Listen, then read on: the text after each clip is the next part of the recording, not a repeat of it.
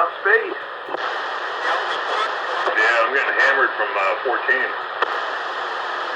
Oh, no.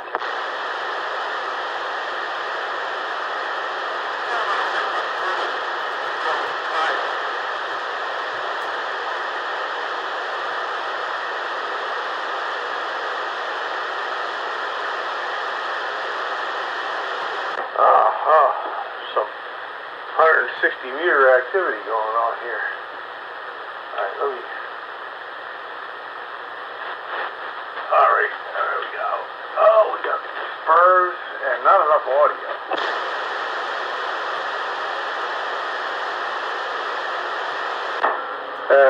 That's better, I think. Much better. Yeah, each radio has its own optimal mic gain setting.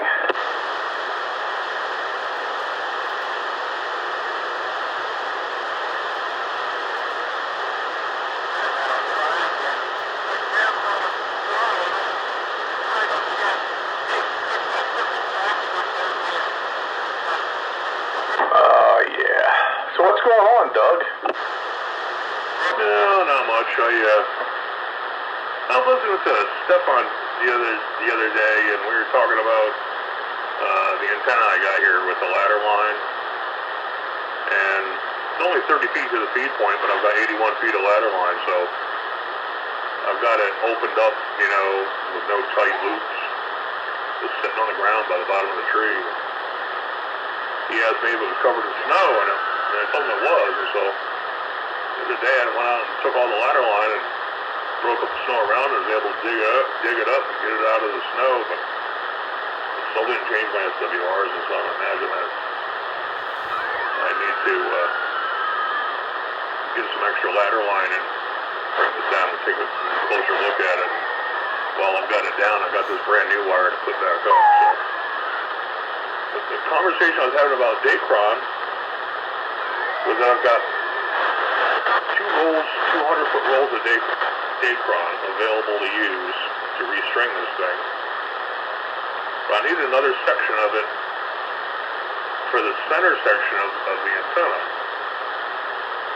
So I'm kind of thinking about using paracord, but people told me that paracord stretches. I was at the store today checking out that paracord.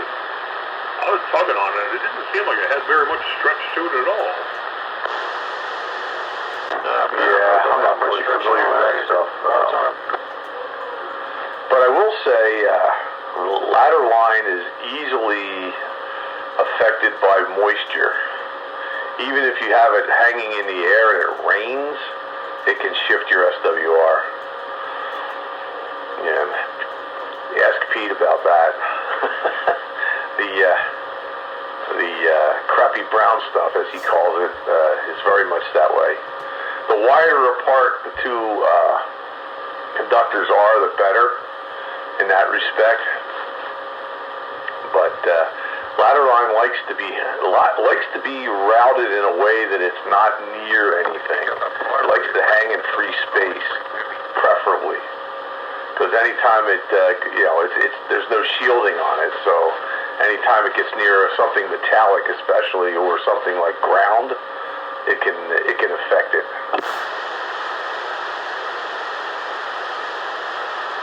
Yeah, well, I've got to be a better part of 50 feet of it sitting on the ground, and then it runs up by the tree that the antenna is hung up in, but it goes right by a carport, metal carport. It's got all sorts of obstacles in the way. Yeah, see, in situations like that, you're better off running coax to a balun or to a matching network or whatever, and then running a relatively short run of ladder line that can hang freely without being near anything metallic or anything that's going to cause it to detune. Yeah, well, I've been looking for a while. I mean, when I first put that thing up in the air, up until I'd say maybe a month or so, I've had great SWRs from 6 meters all the way down to 80 meters, 75 and 80 meters. And struggled a little bit on 80, but, as far as getting on with the rooster net on that 3.990, I mean, I had great SWRs. I could even run the tuner, run the amp without even worrying about the high SWRs. And all of a sudden it just started taking a spike on 80, and I had to, on 3990, and I had to get off the air. I wasn't about to turn the amp on. And so now the closest I can get down to 40. So looking at the configuration of the antenna, I'm thinking that one of the wires might have been disconnected, because it's a 14-3 wire configuration on each side of that antenna. 14 gauges. The three wires are bonded together like the old style antenna rotor wire that you saw back in the 70s. So this new spool of 12.4 flat wire, I tell you, I can't wait to get that in the air. I'd love to be able to tune in on 160 with you guys. Yeah, I'm sure that'll work. No problem at all.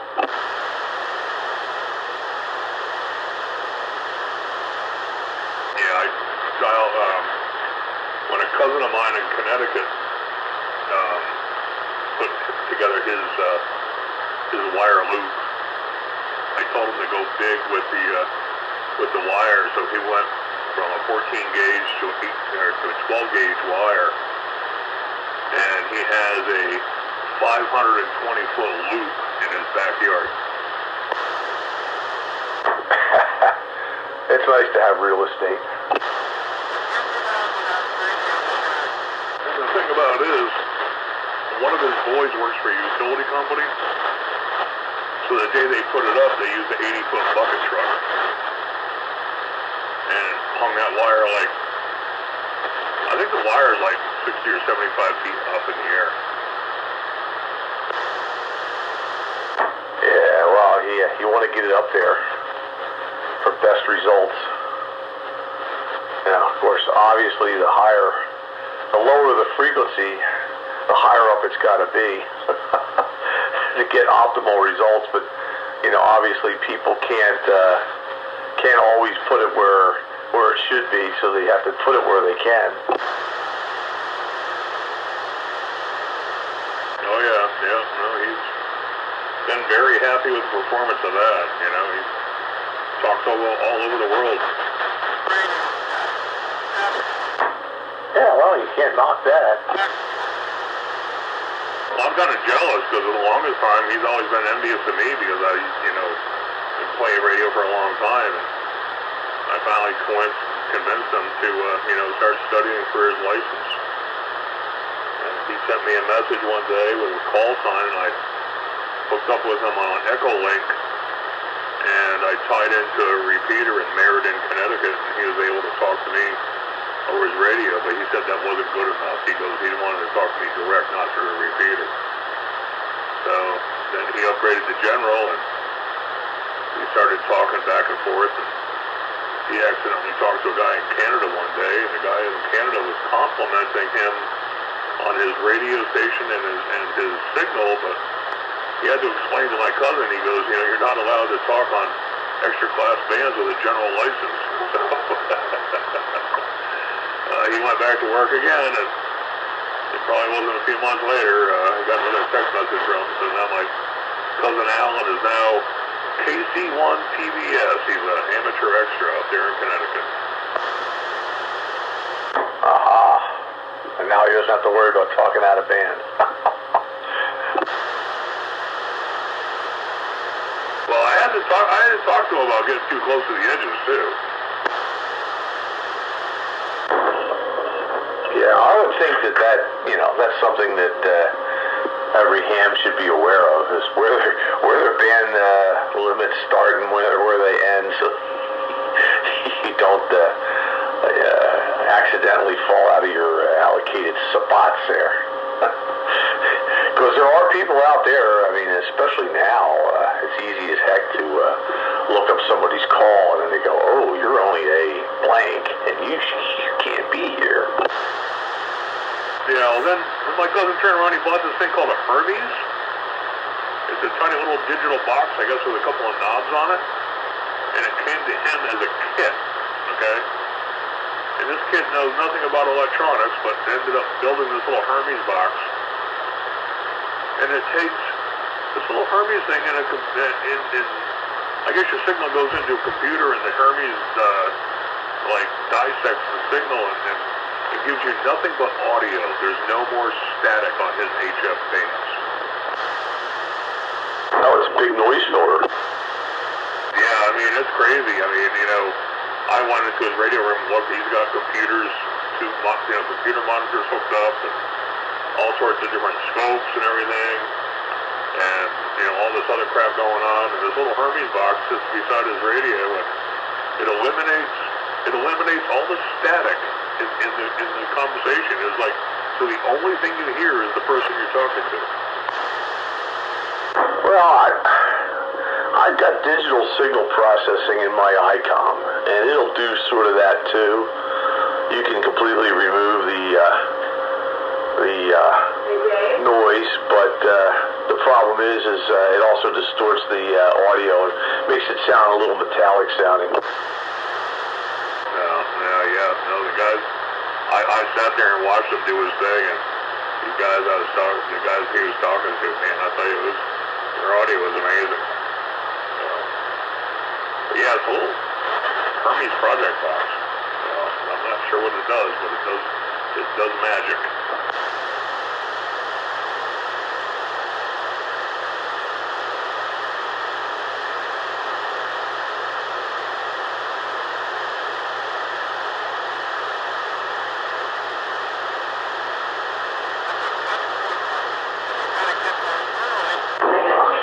Interrupt us here.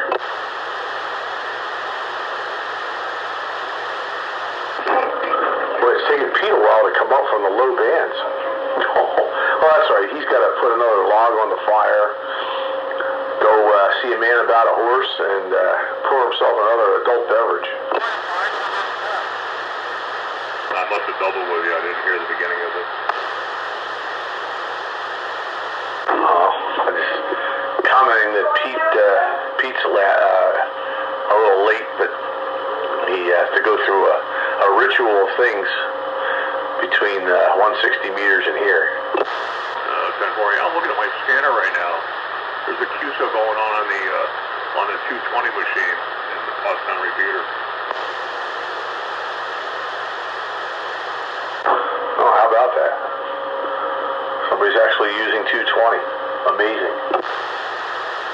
Yeah, it was like 224.020 or something like that. Yeah, 220, back on again, 224.020.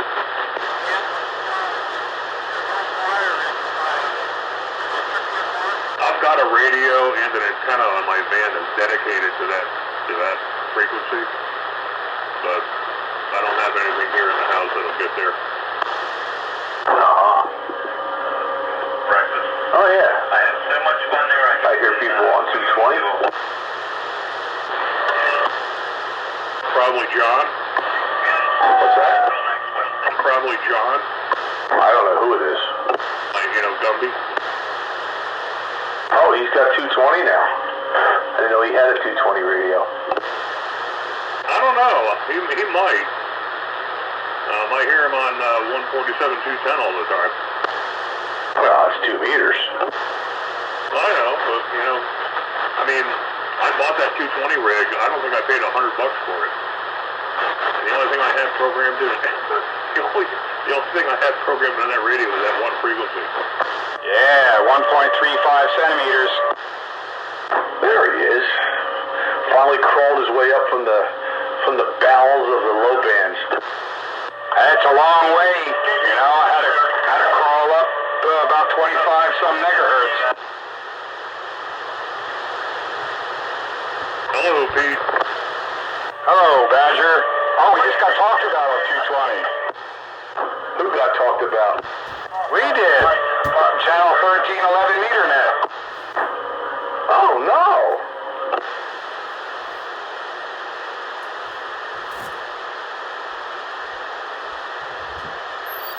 Yeah, we're popular.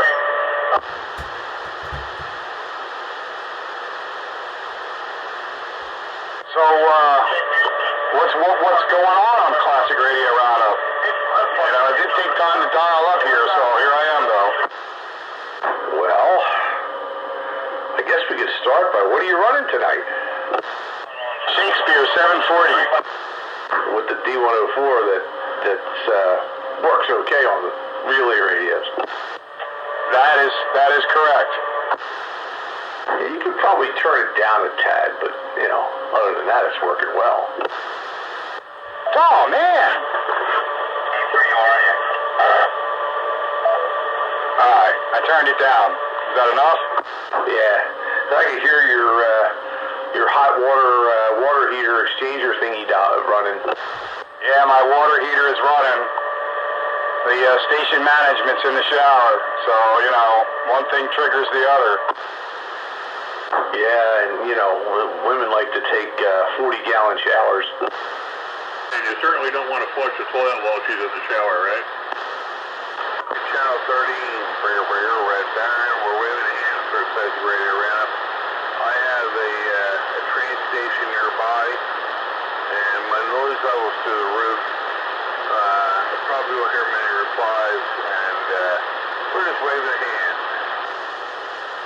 Well, I hear you, Red Baron. Don't know if you'll hear me, but I hear you checking into Classic Radio Roundup with your high noise level. And, yeah, the water heater will probably be running for the next hour. It's efficient, but it takes a while to heat the water back up. And I can flush a toilet in this house without affecting the showers for whatever reason. But if you put the washer on with washing clothes and then try to take the shower, it will change temperature on you. Yeah, because the washer takes hot water. The toilet does not. Nothing's on. The well pump's not on. There's nothing on. We have the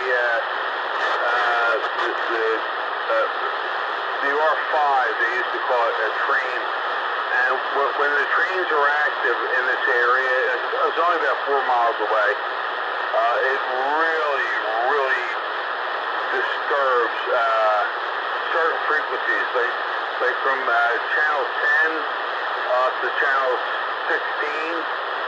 I have a heck of a nasty hum, but you're getting over it. You're getting over it for the most part. So I don't know what's going on. I just wanted to check in, gentlemen. Your friend Red Baron. Have a pleasant evening, gentlemen. I'll be listening in until it takes over my tinnitus. Oh no, tinnitus. Yeah, how you doing there, Red Baron Kilowatt? Hey, Kilowatt. Yeah, you broke it. You broke the gate open there. You're getting over it. It's a nightmare over here on 13. It really is. And like Cricket and a lot of the guys that live in this area, there's stuff going on with Amtrak and SEPTA. Yeah, Roger on that. I usually get it up here, SEPTA in Norristown. Come on. Yeah, well, you got last nightus, tinnitus, and tomorrow-nightus. I'm just happy you hear it and not just me, because sometimes I think it's my tinnitus that went on a field trip. Oh, that tinnitus is a long-term problem here on Channel 13, but it serves a purpose. It keeps a lot of riffraff off the channel. But yeah, it's a known problem with speed controlling for commuter rail. Yeah, Roger on that. This is Kilowatt. He's checking in on tonight on Classic Radio Roundup. Come on. Good evening, Kilowatt. Spitfire on this antique flea market radio. Roger on that, Spitfire. How you been? Oh, I'm good. I'm still on the right side of the dirt. Yeah, Roger. Still getting up in the morning. Yep, I'll get up tinnitus and I'll get up tomorrow-is. That's a whole bunch of BS.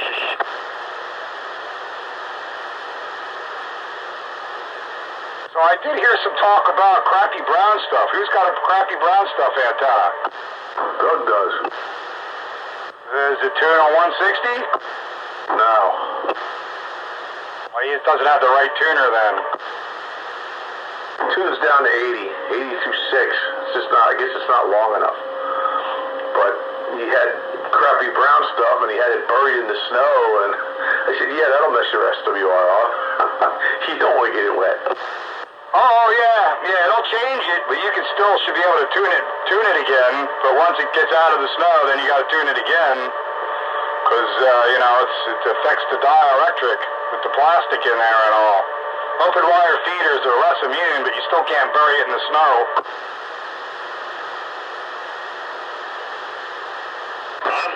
I'm listening. Yeah, Pete, I've got a spool of wire here, and if I take the old one down and put this wire up in the air, I should be able to hit 160 with no problem. Well, if you're going to go through all that trouble, you should come over here and check out my open wire fed antenna. You might want to go that route, because it's way better. What's the length of your open wire antenna? Well, it's the same length as my crappy brown stuff fed antenna, 280 feet. But it's less immune to weather effects. Yeah, well, I don't have 280 feet of space to play with. The antenna that's in the air right now is 73 feet wide, and it's within about 10 feet of its tie-off points.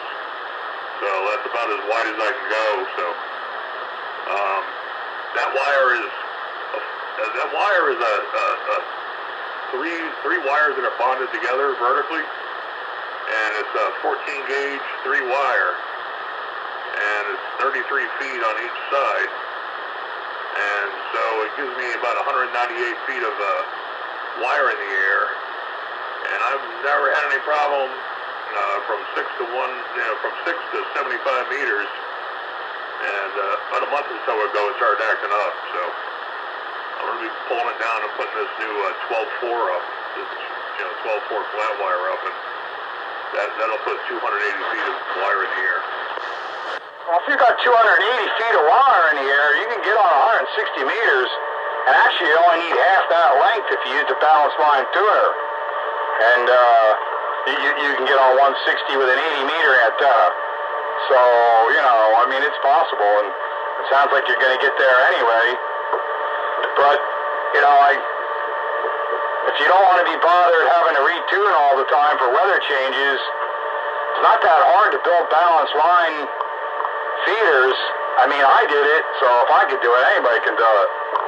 And I like mine a lot better. It doesn't really change SWR. Once it's set, it's pretty much there.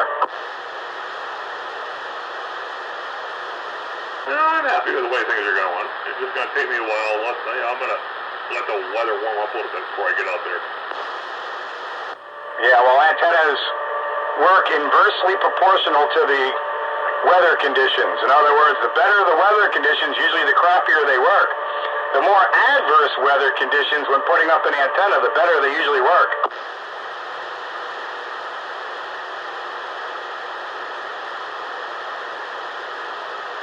I guess if I was a 20-year-old kid, I'd probably do it, but now this 64-year-old friend ain't going out there for that. No, me either. That's why I did all my antenna work in the fall, and I'm done. Now it's there. I don't need to do anything else. As long as it stays there. Well, if it comes down, then I just have to shoot up another line and another rope, and I'll do that in any conditions, because it's not like I'm starting from scratch. So I just have to reattach it or something. That's easy.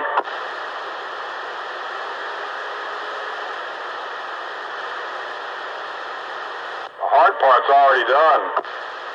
Yeah. So how's everything on 160? Everybody, 507 showed up and everything? I haven't heard from 507 in like 3 weeks. But I do have some information, because my wife has been in contact with his wife, and he's just been busy.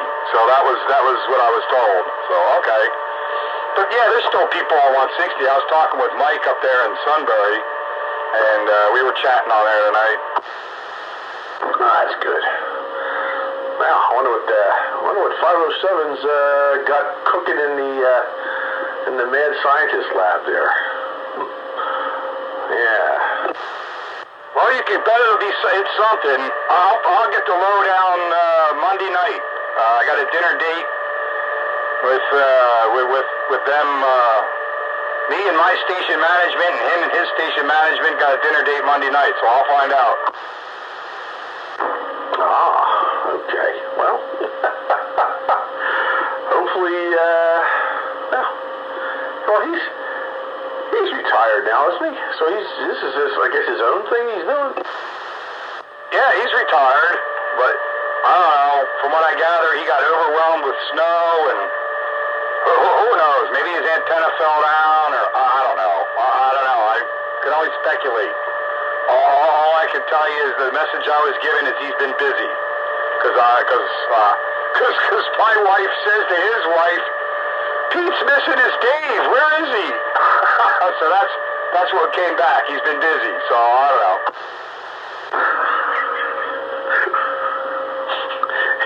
She makes it sound like a bromance or something. Good grief.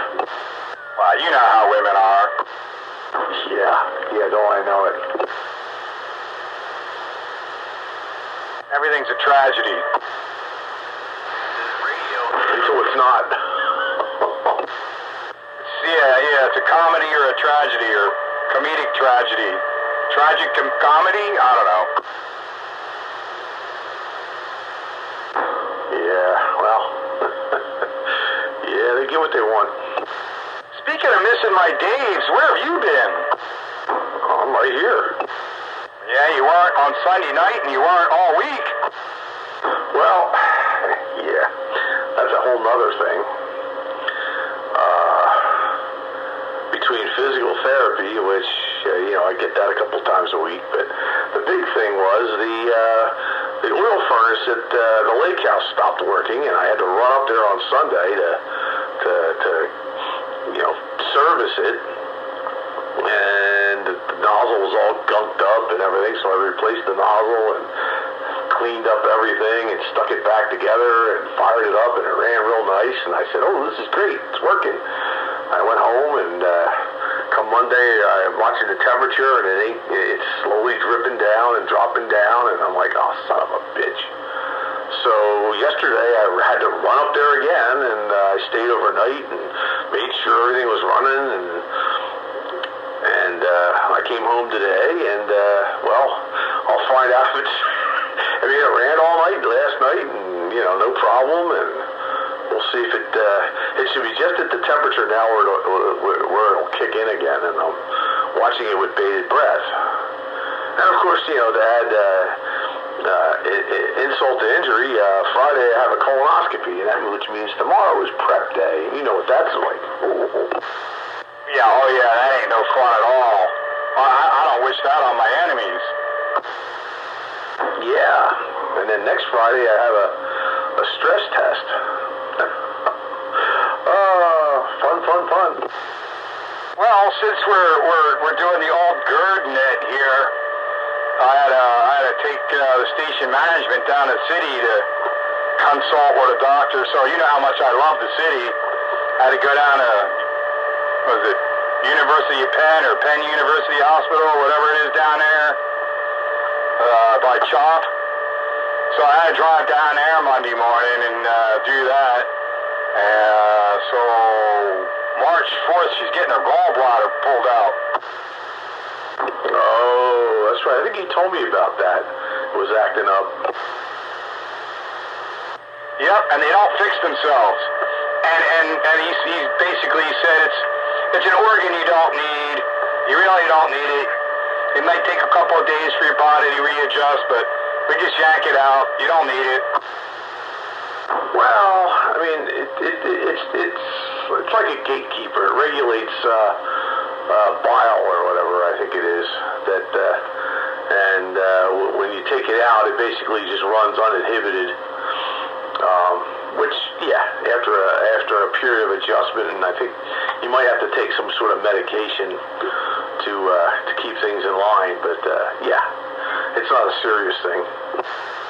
Well, the way the surgeon explained it, with pictures and diagrams, the circles and arrows and full descriptions on the back of each photograph, that you're not entirely correct. It doesn't regulate at all. It's a bladder. It's a reservoir for extra bile. The liver makes bile, and when you eat, it triggers whatever sensory, whatever instructions in your body to start pumping bile. And the gallbladder kind of stores excess bile for that extra shot of bile if you need it for digesting fatty foods. So that's all it is. It's just an extra shot if you need it. But the liver and the bile duct actually regulate the flow of bile. And that's just an extra reservoir off to the side of the duct should you need an extra shot of bile. Hey, Pete. Hey, Doug. A portion of that transmission sounds like the lyrics from Alice's Restaurant. That was completely intentional.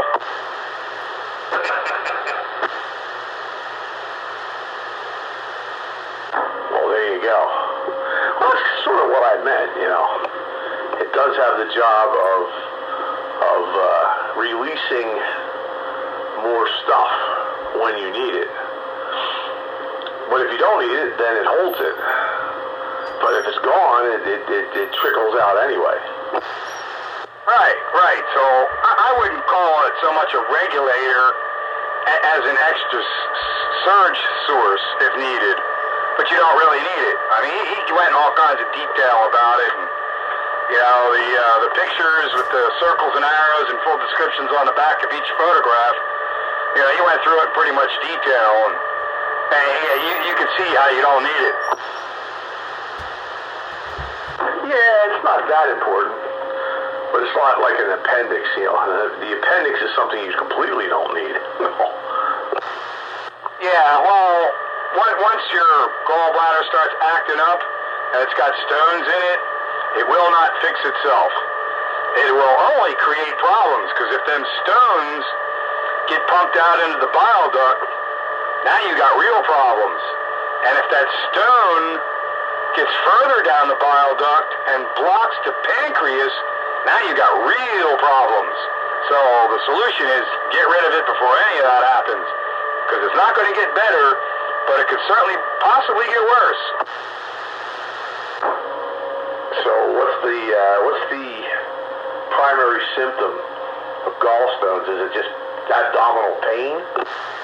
Not abdominal, it's more up in your chest area. It's kind of like tucked in with your liver. Yeah, Roger. Yeah.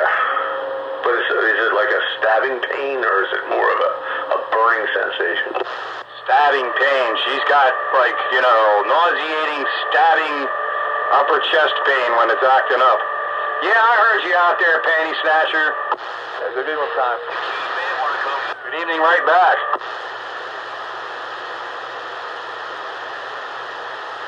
So anyway, that's what I got to look forward to, another trip to the city. Ugh.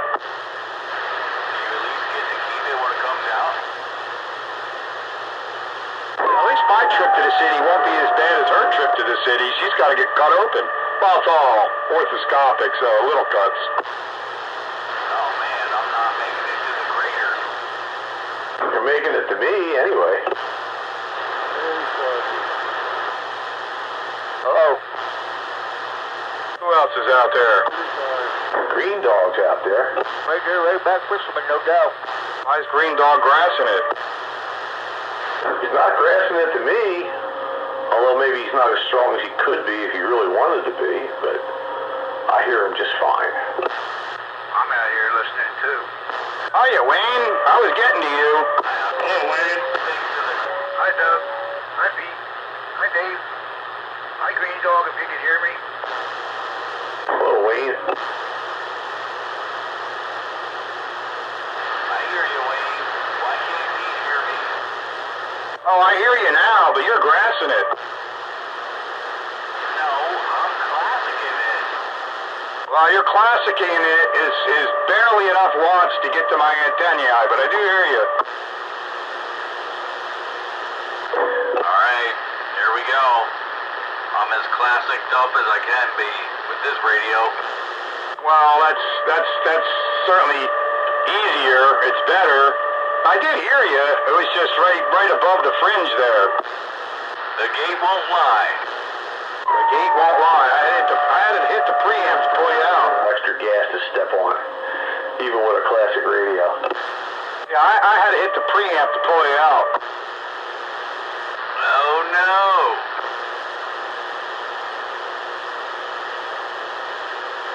This radio typically don't need the preamp. Thanks, Pete. Well, it's on the gate, so you can check it out yourself. At 33 minutes and 10 seconds in.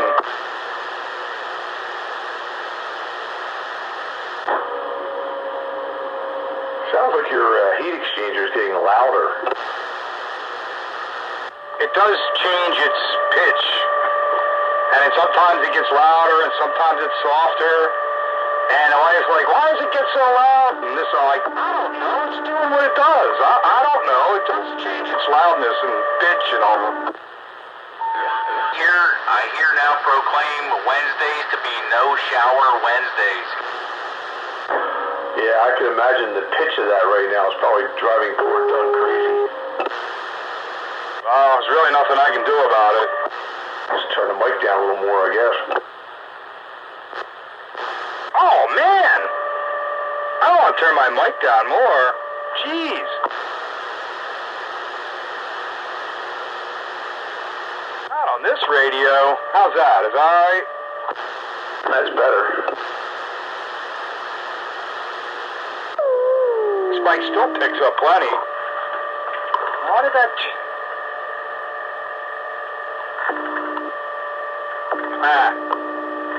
Yeah, that's what it was. I turned down the mic gain so my carrier dropped because I wasn't picking up as much noise. Somebody's keying up in there with no audio. I don't know who that is, but something ain't working.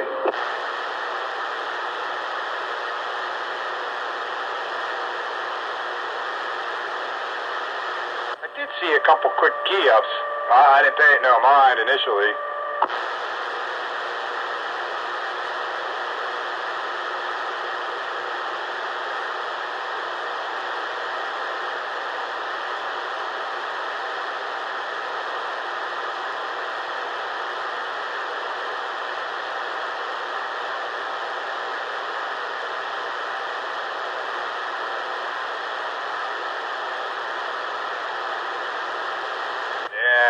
Classic Radio Roundup, 27115. On your AM dial.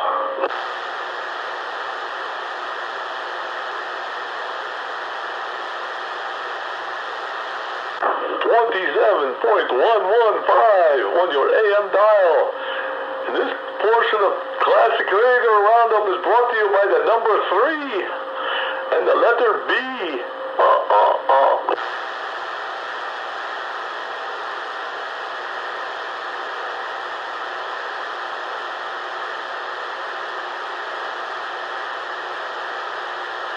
Specifications are subject to change. Terms and conditions apply. Yes, they do. And it can be nasty, too.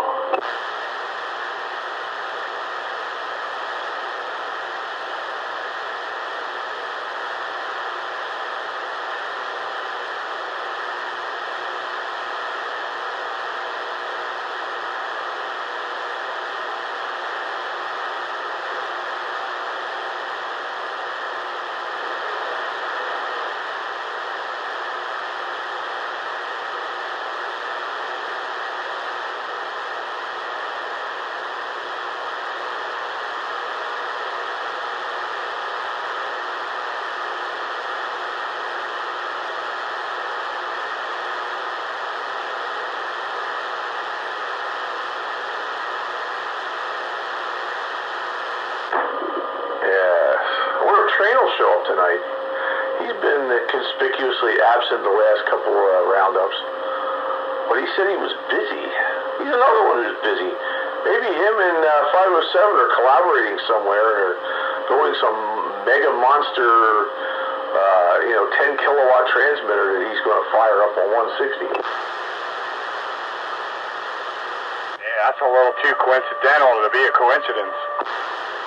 Winky dink, man. Tree told me he's been working down the city a lot. Oh, I feel sorry for him. It's not his usual locations. It's like some odd location.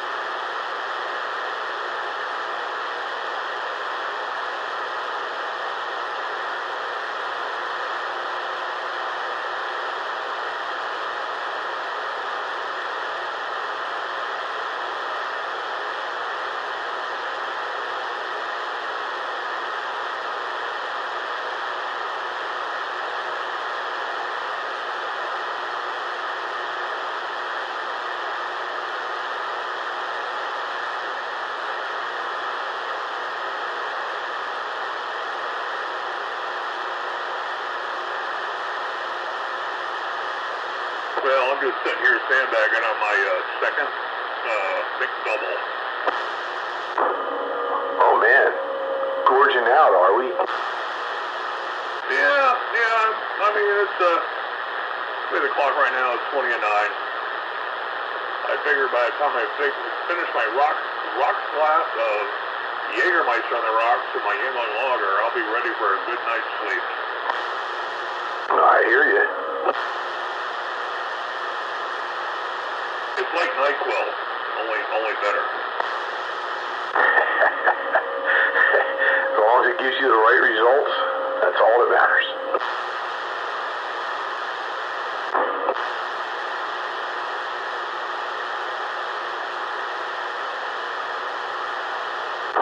Oh, no. Excuse me. There it is. Okay, so it's still got that same problem. No biggie.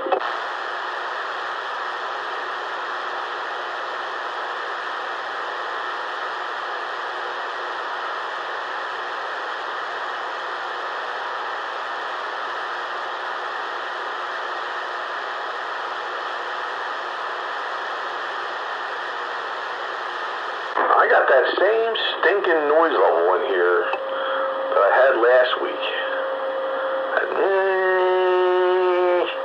don't hear it in the daytime, only at night. Well, I guess only Wednesday nights, the only nights I'm really ever on. Probably somebody's solar setup. Yeah, that's a very, very good suspect there, but yeah, I don't know. It's not during the day, only at night.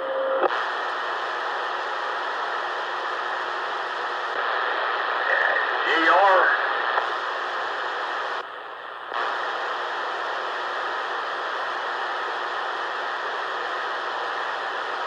The only noise I have is generated by my water heater, and it's acoustic. Yeah, you can kind of deal with that. Throw on a set of headphones and you won't hear it.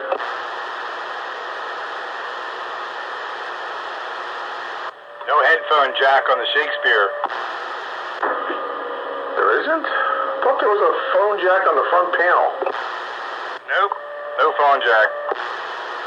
Oh, they robbed that one. Most Panasonic chassis radios have one. Oh well. Well, they left that out on this one. Bastards. Okay.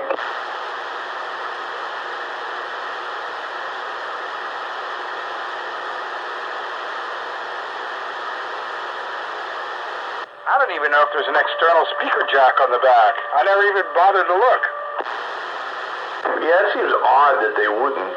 You know, most radios have an external speaker jack or a headphone jack. And of course, you know, the really cool ones have a PA jack too. Ooh. There is an external speaker jack, so I guess you could use that for a headphone jack if you really wanted to. Yes, you could.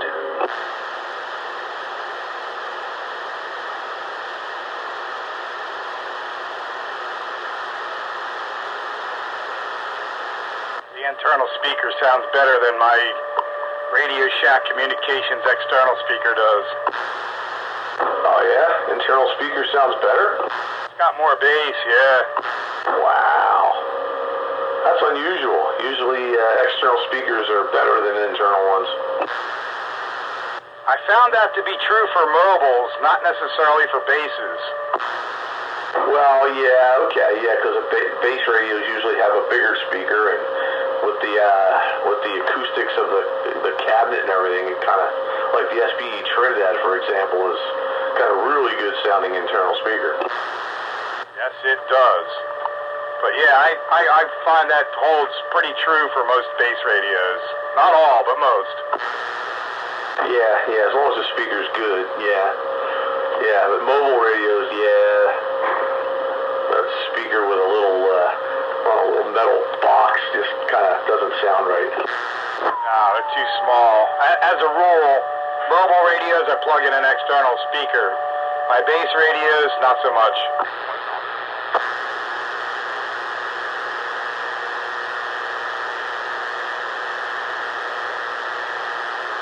I missed what you said, Pete. Somebody keyed with you. Oh no, I gotta step on the gas? Well, I don't know. You might not have enough gas to step. I was just elaborating on the whole speaker thing. Oh, yeah. As a rule, the mobiles get the external. As a rule, my basses do not. Mm-hmm. Yeah. Well, whatever works, man. Shakespeare 740's got good audio coming out of the internal speaker. Yeah, this radio has a pretty good sounding internal speaker, except the one thing I don't like about it is it's mounted on the bottom of the chassis and it faces down. So you gotta make sure you don't have anything obstructing it underneath, or it'll block some of the sound. It's not forward facing or even side facing. It fires from the bottom. That silly ass Swan 260 that I have has the internal speaker on the right hand side blowing out that way. I'm like, well, that's kind of messed up. My Simba is like that. The speaker's on the right side. I find that to be annoying as hell. Because, the volume ends up being higher than it needs to be. I go around the other side of the radio and it's like, oh my God, it's loud. But I'm sitting in front of it and it doesn't sound that way. Yep, same kind of situation. And then you got to make sure that side of it is clear. Yeah, I usually put like a piece of cardboard or something to kind of steer the audio the other way. Steer it towards the front. Funny you say that, because I do the same thing with that radio.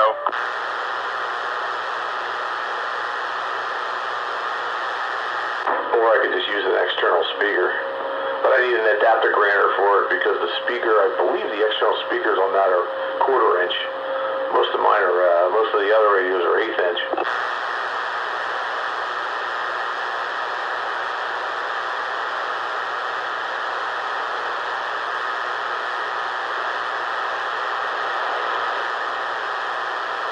Where's Joker tonight?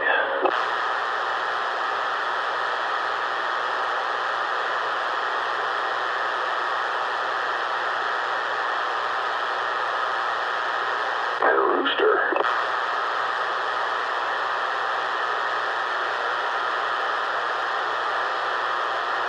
And JR. Yeah, where's JR?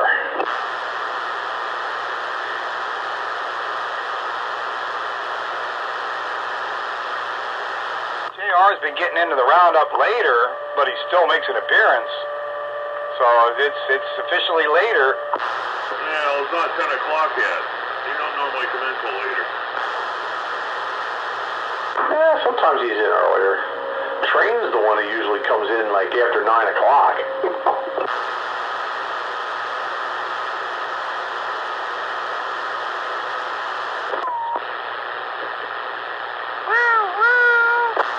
It's been my observation as well.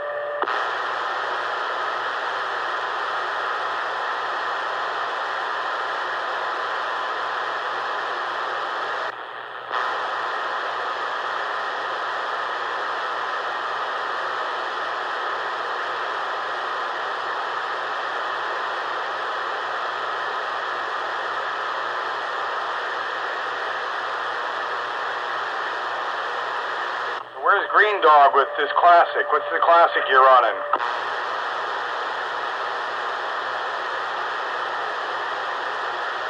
Oh, man. Where'd you go, Greenie? Where's Bite Buster? Yeah, that's another missing character. Where's the Bite Buster at?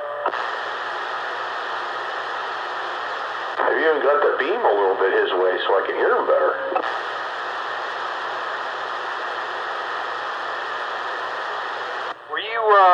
Were you copying the mail on 160 tonight? I tuned it on just in time to hear you signing off. Oh, so you were able to hear me all right. Oh yeah, you're 10 over, 10 to 15 over. Noise level's at S9 though, but you know. I'll take 10 to 15 over off the antenna I know you're using. Yeah, it's got a snow ground plane. Although most of the snow has finally melted off my roof, so that'll be good. Yeah, I still got a couple inches of snow on my roof. Yeah, I got a couple inches here and there, but I had 3 or 4 days ago there was probably 6 or 8 inches of snow on there. Yeah, that's right. I can actually see rocks in the backyard again. Of course, now they're talking about a potential for another snowfall Sunday, Monday-ish. Of course, some weather people like to hype it up, and the guys I usually look at are going like, well, yeah, maybe, but certain things have to happen for it to do that, and we don't seem to have high confidence that it's going to do that, so we might only get brushed with some, showers, snow showers, and it won't be, it'll be like the 1 to 2 inch kind of thing instead of like something major. Yeah, like I've been seeing it, and every day I've been seeing it, it's like one day it's snow, the next day it's rain, the next day it's wintry mix. It keeps changing back and forth. I'm like, they don't know what's going to happen. They don't know. That Monday snow, got up Monday morning, got to run to the city, take the wife down, and there's like a little over an inch outside. I'm like, man, I don't feel like clearing this away. I'm not gonna. It's supposed to warm up today, and maybe it'll be less for me to do when I get back. It's not gonna stop me from getting out of the driveway. I'm not dealing with it. So I just shoveled off the walk in front of the house so she could get out to the car, And I, we went down there, came back.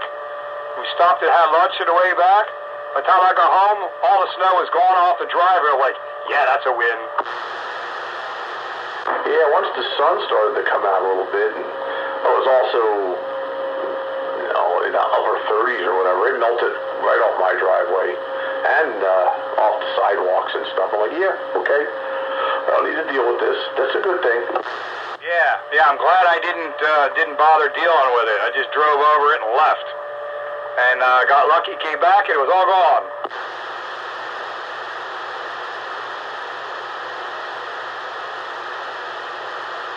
Yeah, I think it should snow once a year, Christmas Eve, that's it.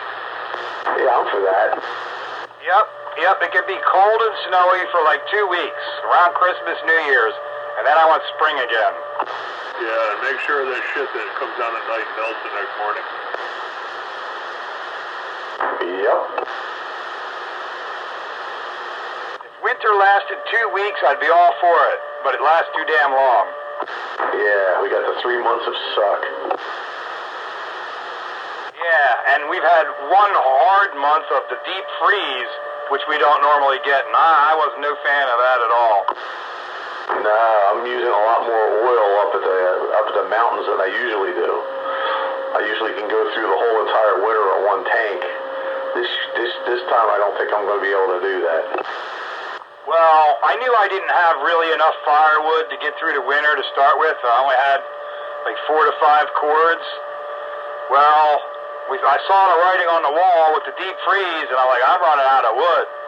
So we scrambled around and called a bunch of different places. We found a place that would bring us a cord for basically almost double the freaking normal price. I'm like, oh my God. All right, well, I need it. If we lose power or something, I need it. I burnt all that. In 3 weeks, I went through a cord of wood. That's wild, because I got 2 years ago, I ordered a cord of wood up to the mountains, and I'm still maybe, I might be a third of the way through it. But I'm not burning it anywhere near as often as you are, obviously. I went through 5 cords of wood since November. Yeah, I've gone through a third of a cord in 2 years. That's my fireplace in the fire pit in the summertime. Yeah, well, I try to use it as my main source of heat because I don't want to refill my propane tanks. Well, considering what you paid for that cord of wood, you probably could put some propane in there. Well, we're burning propane now because what little bit of wood I have left, I'm just going to sit on it in case we lose power. Yeah, right. I guess you can't even, I guess your propane needs electric to run the furnace. Yeah, it won't ignite, it won't, it's a, forced hot air. You need to get yourself a generator. That is the best peace of mind you can have. Well, been down that road, tried to sell it to her, even a portable, and like, nope, she's not having it. And then she starts talking about a whole home generator. I'm like, okay, so you would have dropped some coin, do you? Because what you're talking about is like $10,000. Yeah, good all home automatic switchover one. Yeah, you're looking at 10 grand or more. That's what I told her. So what's her problem with, a temporary portable one? Is she afraid it's going to blow up or something? Don't want extension cords coming through windows or doors. So what you do is you wire in an outlet that you can backfeed. And then you don't have to put extension cords through doors. I know that. I told her that. She says, nope. I'm like, okie dokie then. I don't want to hear any crying when the power goes out. She doesn't. What about, how you guys can take SO-239s that are like a double SO-239 and put coax through? Can you do the same thing with electricity? Sure you could. I wouldn't run electricity through coax, no. No, what he's saying is like a wall socket, female wall socket on one side, female wall socket on the other side, plug your extension cord in, outside and one inside kind of thing is what I'm gathering he's saying. Well, that's sort of what I do now. I have a 220 outlet in my garage for my air compressor. And I made this patch cord that goes from my generator to another male plug on the other end. And I plug it into the generator, and I plug it into the outlet for the air compressor. And I backfeed 220 volts right into that circuit. You've got to pull your main breakers offline first, of course. But it powers my whole entire house. It won't do heavy duty stuff, but I can be up here talking on the radio, and it runs the refrigerators and stuff. Yeah, I could probably do something along those lines, but she don't want it. She don't want to. Nope. It's either a whole home generator or nothing, apparently, because I was all ready to go buy a generator and hook it all up and everything, because she keeps crying about losing food, the power goes out, blah, blah, blah. I said, well, let's go buy a generator. I don't want extension cords, I don't want patch cords, I don't want back feeding, blah, blah, blah. I said, all right, well, now you're talking an $8,000 to $10,000 whole home unit, and that's your only other option. And that's not counting installation. Well, I think you can get it in there for 10 grand installed. I've seen those prices. It all depends on the wattage of the generator. How big do you want to make it, and what kind of fuel you want to use it on? It's great for places that have natural gas. You can get one and plumb it into your natural gas, and you basically have an unlimited fuel source. For you could plumb it into the propane, but then that's finite. So it's another thing to use propane, or you're stuck with gasoline or diesel, depending on what you get. Well, if I were to do it, I would do the propane. Just plumb it into my propane, because there are always plenty of propane. I got, I don't know, probably 300 gallons or something like that on hand when they're full. Yeah, I would imagine a generator would probably use less propane than your furnace would, but might be somewhere close. Well, anyway, haven't convinced her of it, so I guess it's not going to happen. Well,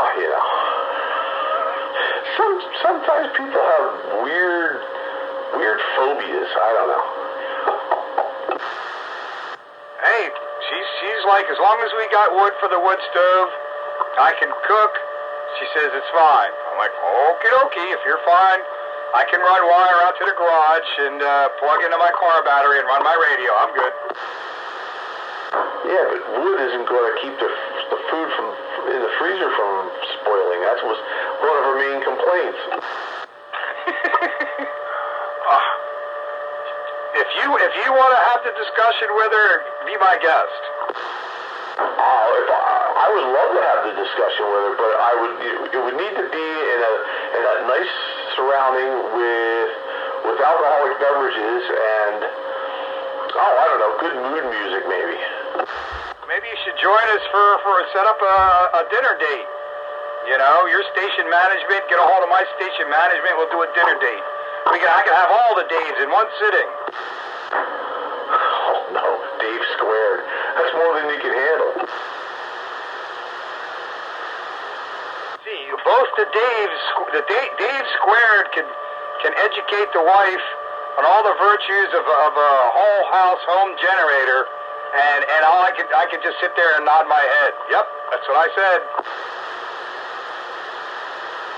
Yeah, I've always even when I was at the old house, I had a 220-volt outlet wired up for the air compressor, and I used to backfeed that house, and it would run the furnace and everything, and that was an oil burner. This one I have now is gas, and those little motors that blow that thing, they don't draw much current at all. Hey, Dave. Hey, Dave. Yeah.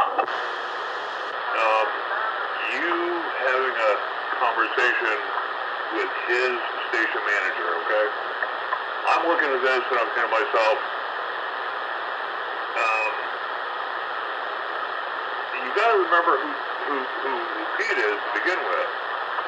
And for somebody that can control somebody like Pete, okay, you're talking about like stepping into a cage with a couple of wild man-eating animals like lions and tigers and bears with pork chops strapped to your ass. Nah. See, the idea is that I can explain it in a way that she would probably be able to accept. Well, she knows what I do for a living, and it's essentially that on a larger scale. So, I don't know what I would be explaining wrong in that whole scenario. Women, who can figure them? Yeah, well, that's the thing.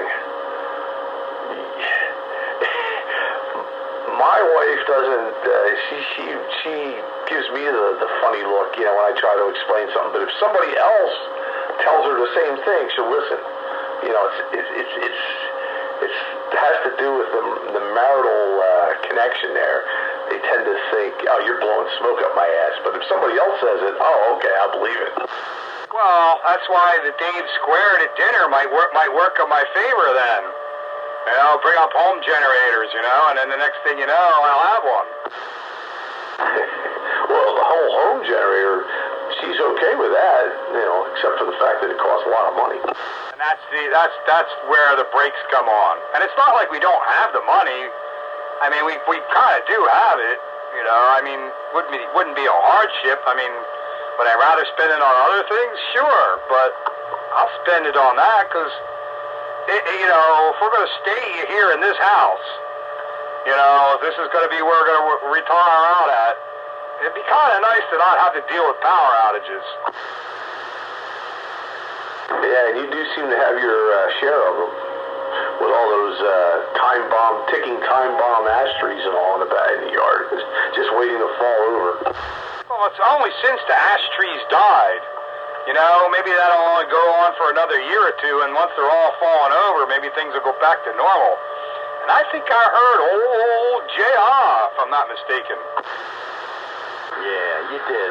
My thought is on that. You just go do what you need to do and deal with it after. But before you do that for that mess, I would just go get an amplifier and throw that on the log first. Yeah. Well, now that my DIY has been Bronco, what's the word I'm looking for? Tamed? Broken? Not broken. I don't want to use the word broken. It's been tamed and put under control. The issue is not near as pressing. You better knock on some wood. Yeah, he blew it now. You jinxed it. You're done.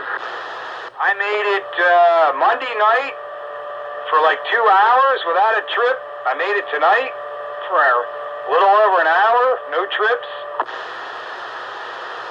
You're jinxing yourself. Telling you, that hard limiter, man, that was the ticket.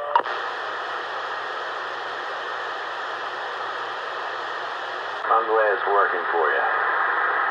Yeah. What would Dave say? Knock on wood? Yeah, knock on simulated wood grain vinyl.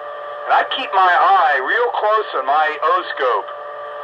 And as long as I don't get too close on a microphone or I keep the mic gain down and don't hit negative peak modulation, I don't trip.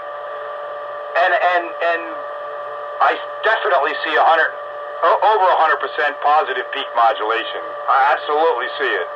Sometimes I think I see 150% or more peak positive, but it doesn't hit negative, and as long as I don't get too close to the mic or have the mic gain too hot, that's what I'm doing.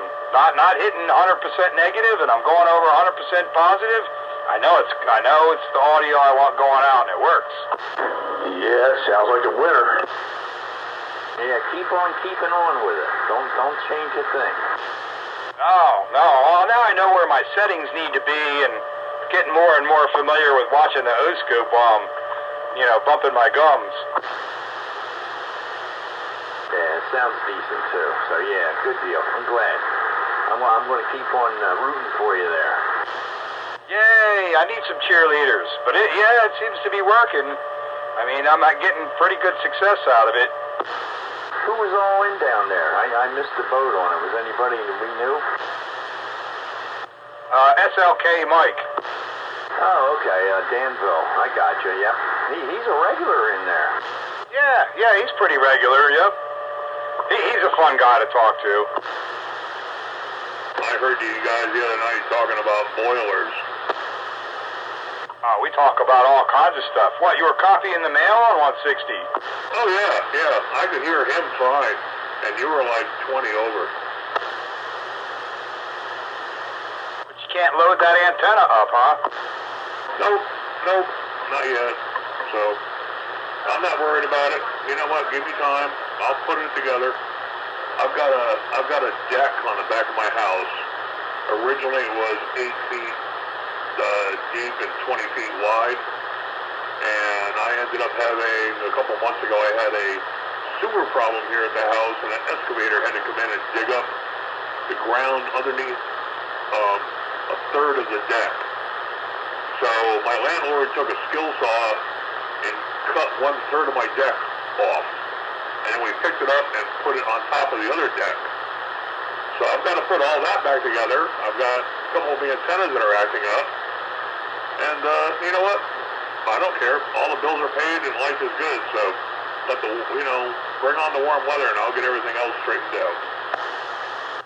Yeah, I'm sure you'll get there. I'm not, no rush, but I'm here for technical or moral support if you need it, and whatever else if I can. But cool. I didn't know you were popping down there and copying the mail. So that's cool. Well, next time I'm down there copying the mail, I'll shoot you a text message. Well, that'll make me all self-conscious then.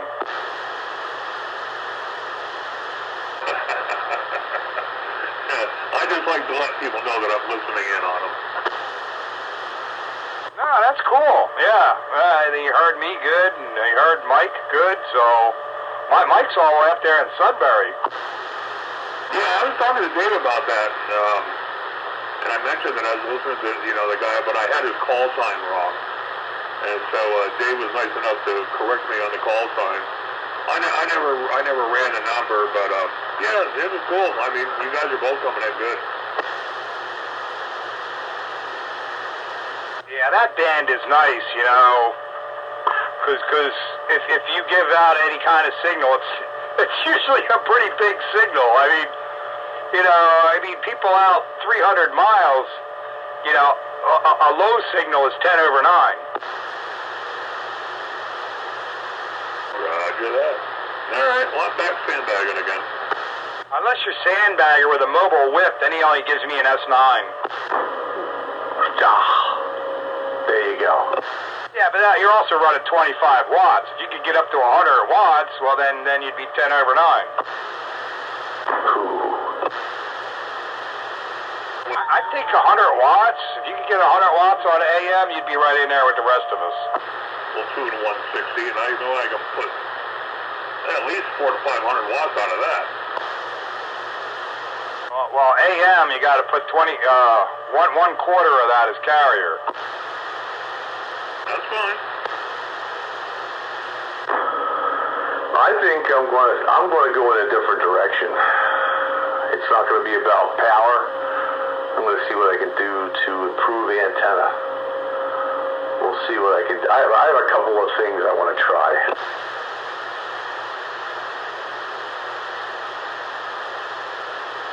Well, I guess gain is gain and/or efficiency. So anything you can do to increase your efficiency is going to help. Yeah, well, I also want to see if I can orient it or do something to get the noise level down.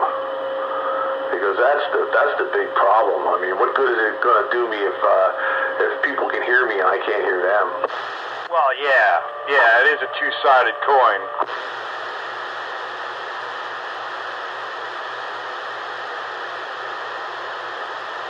That's my problem, too. I can hear people, they can't hear me, or the opposite. Yeah, at 80 meters, I could hear you, but you couldn't hear me. Exactly. Oh, hey, you took that 4 to 1 balun, huh? No, I didn't take it. It's floating around there somewhere. I was looking around for it, I can't find it. I'll look again tomorrow. Yeah, I didn't take it. I don't need it. No, it's there. Hey, okay, cool. I'll look around, I'll find it. I think that internal one on that Dentron is probably better. Yeah, you're probably right about that. But, it'd be nice to have for 10 through 40 meters. Just use the one in the tuner and use the tuner. You're using a tuner anyway with the external balun, so you might as well use a tuner with the internal balun and less fuss and muss. I'll look around for it tomorrow. I figured you put it in your pocket or something. Okay, cool. No, it's there. Okay, I'll look around for it. Like I said, I looked today, but I'll look again tomorrow. Yeah, I thought I just threw it on the counter behind your radio, but I'm not certain about that, but that's what I thought I did with it.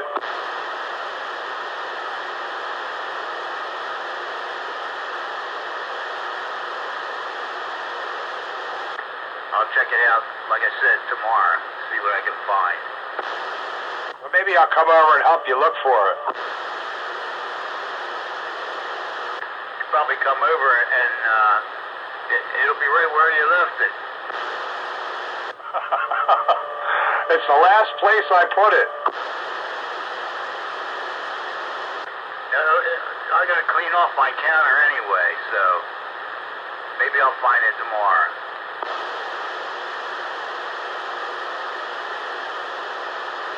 If I didn't have to work tomorrow, I'd come over and help you find it. Even if you find it tonight, I'd still help you look for it tomorrow. Yeah, I'm not looking tonight. I just had several adult beverages. But yeah, I have the balance in the tuners too. Yeah, that Dentron. I think that's what we hooked up, right? That Dentron tuner. Don't use that external balun if you got that Dentron with the internal balun. It's gonna be better. Yeah, I have that. I have the MFJ tuner, and I have. You saw that other tuner I have in the back? That's 1200 watts. Yeah, you got enough stuff going on there. You don't need that external balun, but, hold on to it, of course, just in case. Well, it's nice to have hooked up because then I have 10 through 40 meters without even using a tuner. Oh, that's right. It was easy peasy kind of thing, yeah. Yeah, you could use your internal tuner and just zap it. Yep, you got it. It was easy peasy because, like I said, I had 10 through 40 meters and didn't need a tuner at all. Yeah, I forgot about that kind of situation. When you throw it into the internal tuner balun, then you're kind of forced to use the tuner. Well, if I can't find it, maybe I'll call Ham Radio outlet and order one, have them ship it to me. It's there. It's there. It's within arm's reach of your counter. Hey, okay. I didn't look real good. And like I said, I need to clean this counter off anyway, so I'll do that tomorrow. Copy. 10-4. Roger. Hey, Dave. Yeah, Wayne. Did you hook up that Kenwood that I dropped off there yet and see if it works? I have a feeling that it's going to work all right, and I gave you the wrong radio.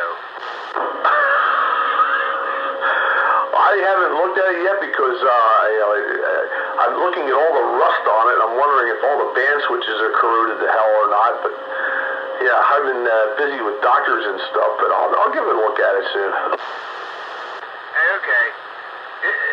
Hook it up to a power supply. If it receives, that's the wrong radio. I have a 440 Kenwood here that I think is the one that doesn't receive. That's the problem. Oh, with no audio. Yeah, correct. The meter works okay, but I got no audio, and I think it's the 440 that's the wrong one. Or that's the one, and it's much cleaner than the 140. Yeah, this one looks like it's been stored in a damp basement for 10 years. It may have been. I got it from my dad's stuff when he passed away. Yeah, this is an older one. This is a 130. It's band switched. It's not even a general coverage. Oh, wow. Yeah, hook it up. Hook it up to a power supply if it receives. Don't do nothing to it. I'll get the other one to you. All right, I'll check it out. Yeah, I don't want you to waste your time working on that 140 if that 440 is the one that needs the repair.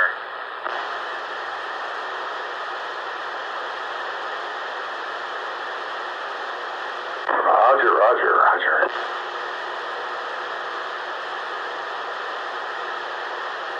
The 440 is a much nicer radio anyway.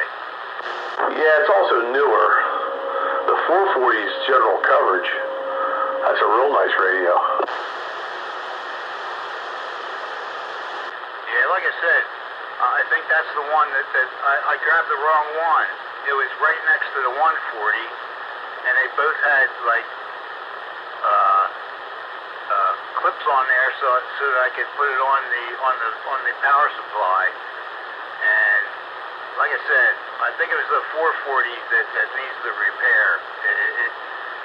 Everything, the meter works, except I have no volume and it doesn't receive.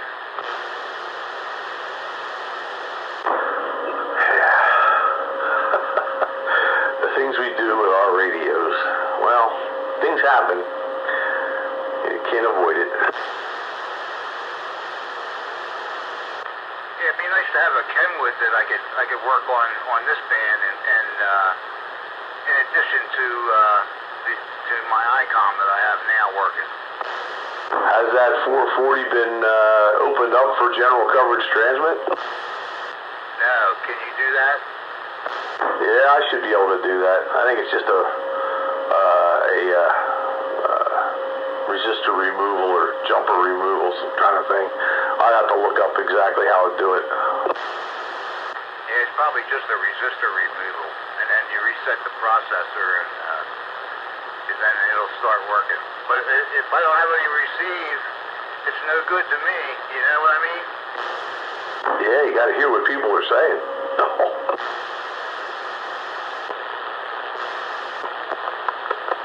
Yeah, otherwise it's just a broadcast transmitter. Yeah, exactly. What Pete said.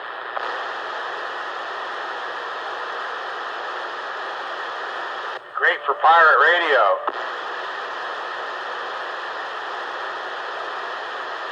Well, it'd be nice, like I said. I have the ICOM here that I took the resistor out and reset the processor, and this transmits anywhere it'll receive. So it'd be nice to have a Kenwood that does that too. You know? And Kenwoods are good for, they're noted for good audio. Yeah, usually good AM audio right out of the box. Well, even sideband audio is really good. Alright guys, I'm pulling the plug. Everybody have yourself a good night. It's been fun. See you, Doug. Have a good one. Good night, Doug. 7-3. Catch you later, Badger. Have a good one. Catch you there, Doug. I still got a 4-pin Amphenol plug for you, Dave, sitting here staring me in the face. Well, that's good, because then I can get this, what is this, the courier, get that working. Because it receives, but I can't check the transmitter. I don't have a plug.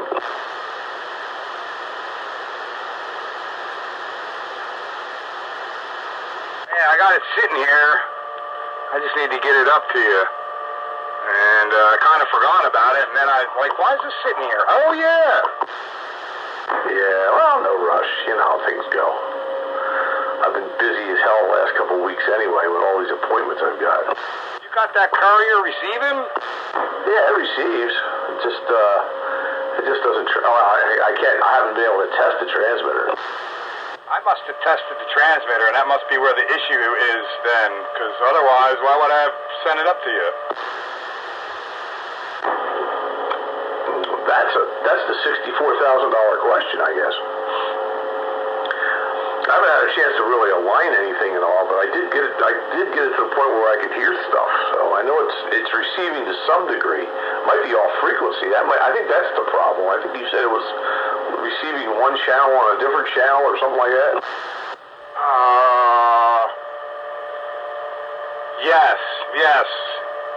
Yes. I got all messed up with the frequency receiving. I think I replaced one crystal in it, and it was still whacked out. Yeah, there's something to do with frequency. Yeah, it does receive, but its transmit is all the wrong frequency. That's it. Now I remember. Right. Yeah, it's the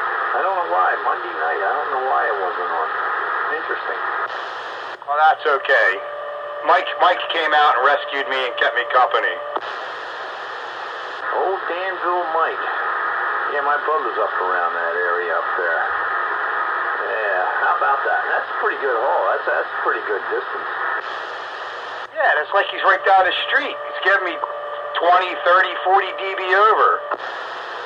Ah, yeah, he has a good signal. That's what I'm saying, you know, that the 160 is nice for that. You know, what we call locals 100 miles away, you know, easy. Yeah, right? Yeah, there was another one too. It pops in there now and again. W1XC or something like that. Yeah, there's a few of them guys that I've been working up in Massachusetts. That one guy is kind of regular, sorta. I haven't heard him recently. There was last week I was in there and I worked a guy down in Virginia. He was what was he?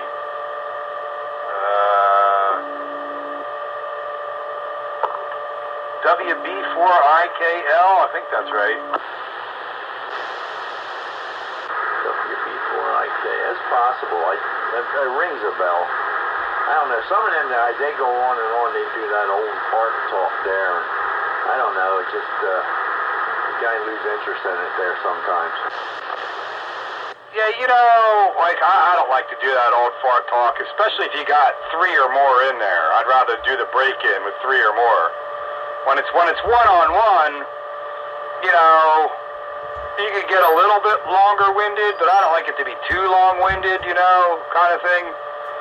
And me and Mike were getting in there kind of long-winded, not so much tonight as we were on Monday night.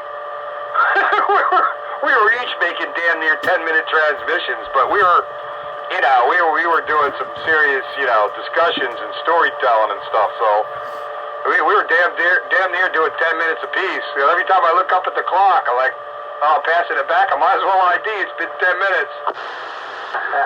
Yeah, no, I was listening to you and Mike the other night. I don't remember which night it was, but you guys were talking about the Navy and whatnot there, and then I was going to throw my squiddly diddly in there, but I left it out because you guys were just having too much. You know, you guys were being serious on how he's going to be a wise guy.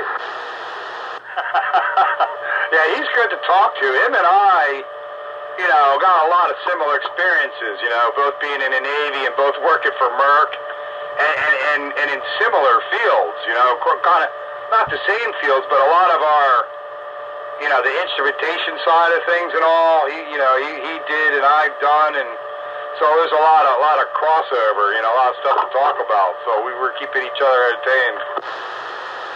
Oh, he worked over at Merck too? I didn't know that. He worked for Merck up in Danville, not the West Point where I was, but same company. Oh yeah, I wasn't even aware they had a place up there in Danville. Now, see, you learn something new every day. But yeah, sometimes I just let you guys talk. You know, you're into some interesting stuff. I'd rather listen than just first thing. You know.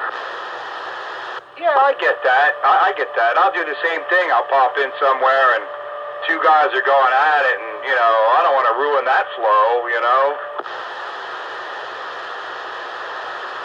Ah, yeah, that's all good. All good. I usually bounce around different bands anyway. Some nights, you know, if it says 160, I drop down there first, see if there's anything going on. If not, I'll go elsewhere on the band. But yeah, you know, I bounce around. I like doing that. You know, exercising my wit. Yeah, I like to use that 160 in the evening time if I can, because I get an investment in the whole system and I want to use it, and it really works well, so I enjoy using it.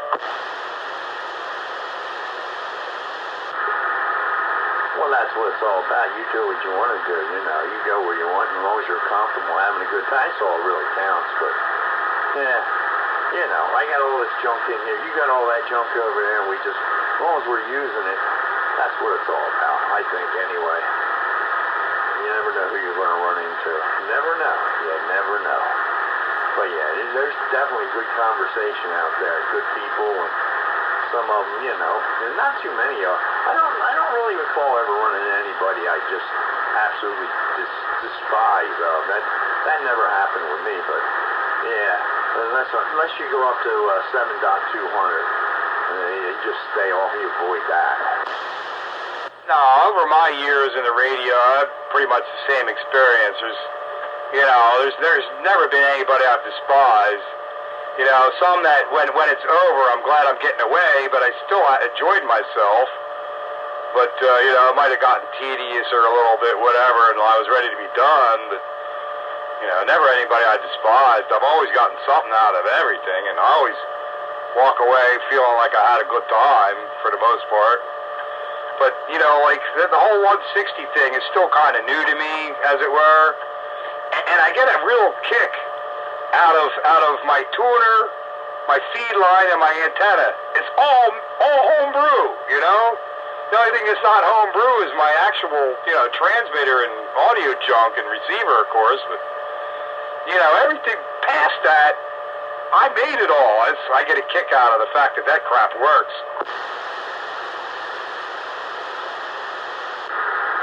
There you go. Well, it's all good. Whether you make it by it or whatever, as long as you can talk and yap, I'm good. Of course we fuss around with different things, bounce around. And, yeah. I was talking, I forget who I was talking to the other night. I don't know. They were saying about the audio part of it, and I said, it's just another part of radio. Some people like playing with it, getting into it. It says it's like slow scan or digital transmission or whatever. Just another segment of it. Enjoy it. If anybody gets bored with this hobby, they're not looking at it hard enough, because there's so many things you can be involved with and explore. And after you've done that, you can always find some new aspect of it.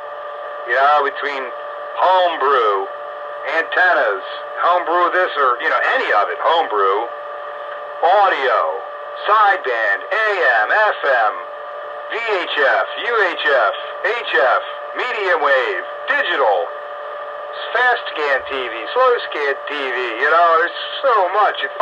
There's no way you could ever run out of things to do with this hobby. Even if you just like to, chase countries or chase DX or chase counties, chase states, this band, that band, CW.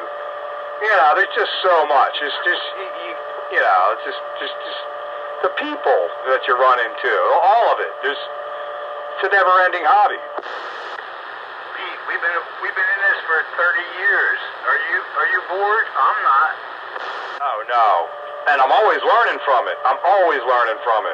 And it ain't necessarily even radio that I learn from it. It's the demographics of people and the whole swath range of society of people that I would never ever run into, that I get to talk to, in all walks of life, and their, hobbies, other hobbies, or their job experiences, life experiences, stuff you learn about. It's all of that. It's all that. The cultural, the people overseas I get to talk to and make friends with, and the people in my own country, and all walks of life. It's just so much. There's so much. 30 years of it? No, I'm not bored.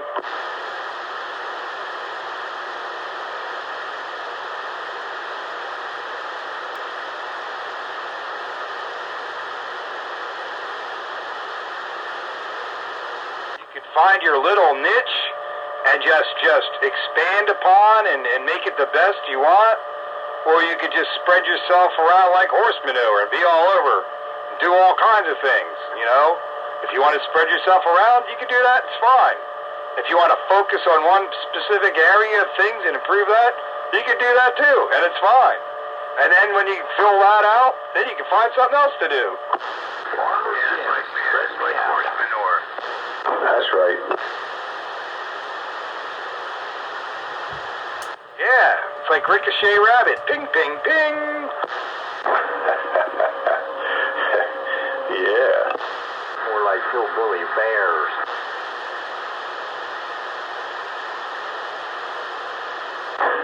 Well, that's one thing about Radio Hobby. There's so many facets in it that you If you get bored, then you're not looking well. You know, you don't have enough imagination. Well, that's the thing with people who don't really know or understand this hobby as to how much there is and you can get involved with, or how little you can be narrowly focused and dive deep, or you can be widely focused and, you know, go all kinds of places.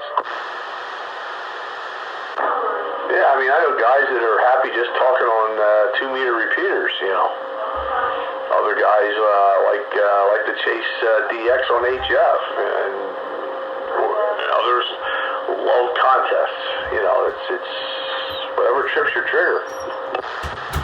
And other guys like talking about their gallbladders on HF for hours on end. You know, whatever makes you happy. Yeah, the old buzzard's net. The gallbladder net. Yeah, you know.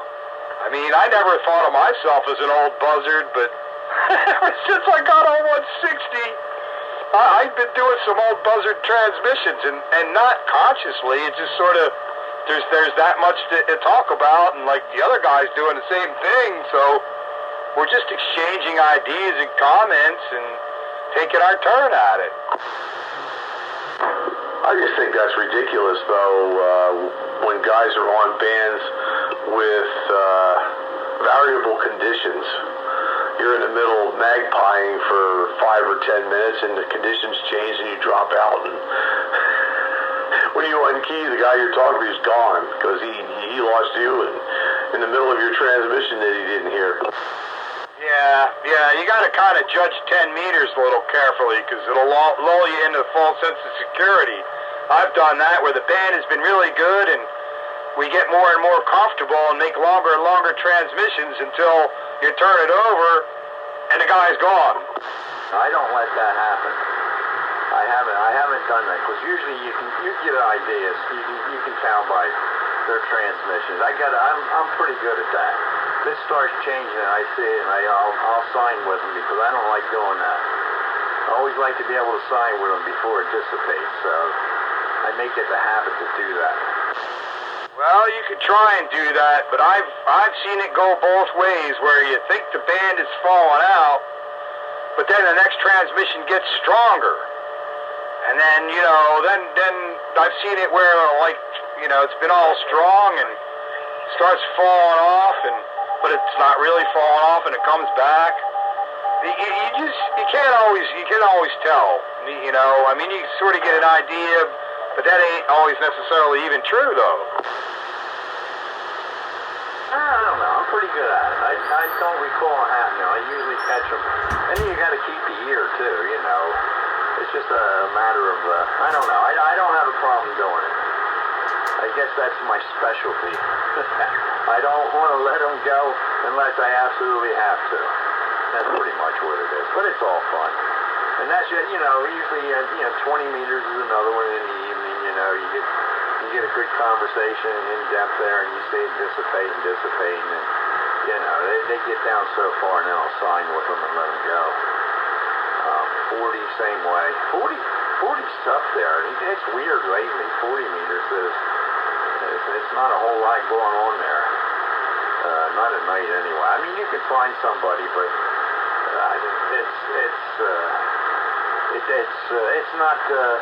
it's not infested with a whole bunch of people anymore. It's kind of here and there.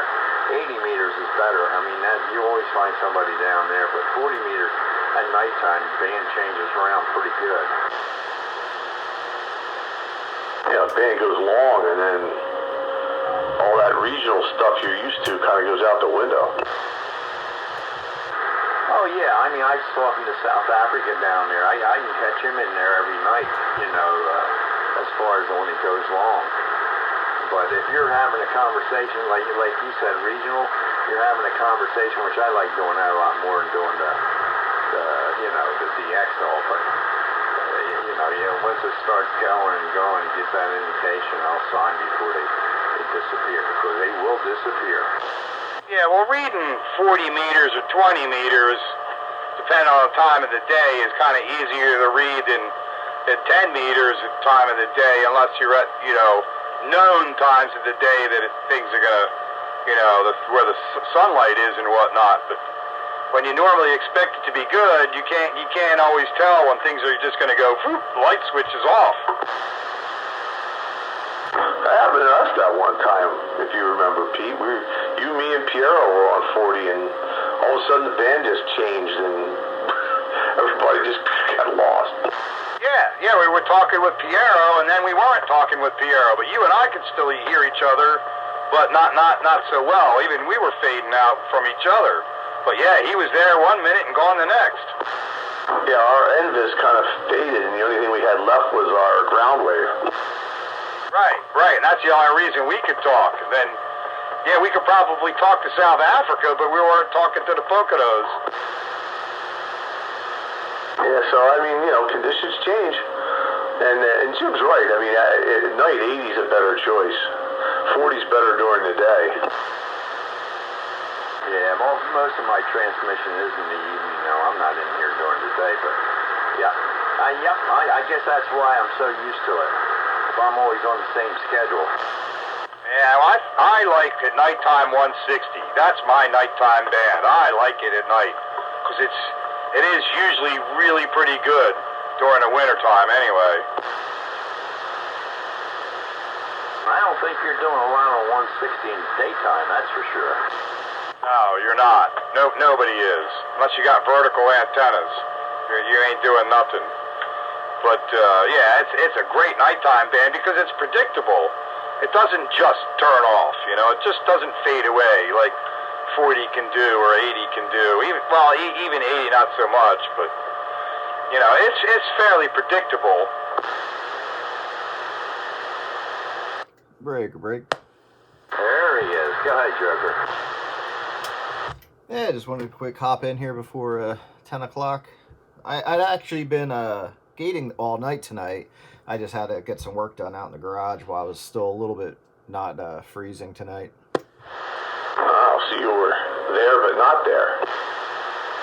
I was here in spirit. Need a garage radio. Yeah, that's on that might be on the list for this summer.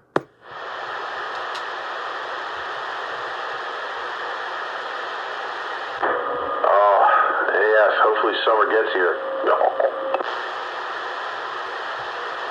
Yeah, it's been a brutal winter. Well, maybe it'll be a lot less buggy. Yeah, that's about the only good thing I can think about this cold winter. Hopefully it puts a big dent in the bug population. All I know is I've seen a few small little ants on my countertop, which kind of concerns me that it's going to be bad, but you'd think they would have all died out.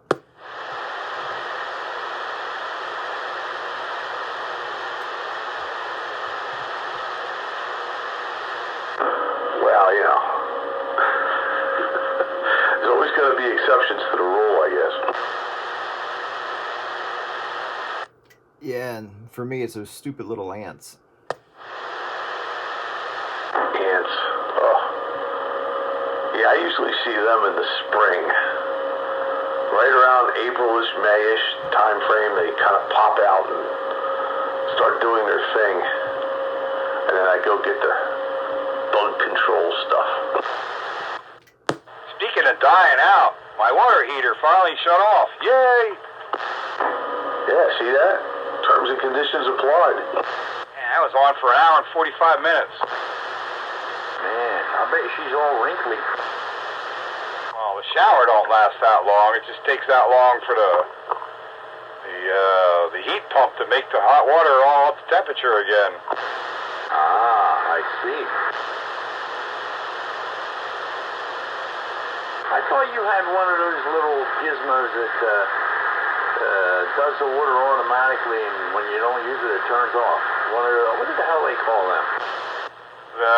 The instant ons, or what do they call it? Yeah, the name just went right out of my head, but no, I don't have one of them. I have a hybrid. It's called a hybrid. It's got a heat pump on top. It's a regular tank water heater. You're thinking tankless. I have a regular 80-gallon tank with heating elements in it, which are never used. It's the heat pump on top that does the work. Oh, okay. For some reason, I thought you had one of the tankless systems. Okay. I don't know why I thought that, but I thought that's what it was. Yeah, all right, well, good deal. So now it's quiet down there, so now you can hear a mouse drop a turd. Well, now my forced hot air heater is running, so it's not completely quiet. But at least the water heater's not running, and that's the noisier thing. But yeah, it's basically got a heat pump on top of the water heater, and it's way more efficient than them tankless jobs. Okay, all right. Well, I don't know. I thought them tankless jobs, that was supposed to be the deal, but I still don't hear a whole lot of people having them. Trust me, I did the research. The hybrid heat pump water heater is way more efficient than the tankless. That's right, you are thrifty.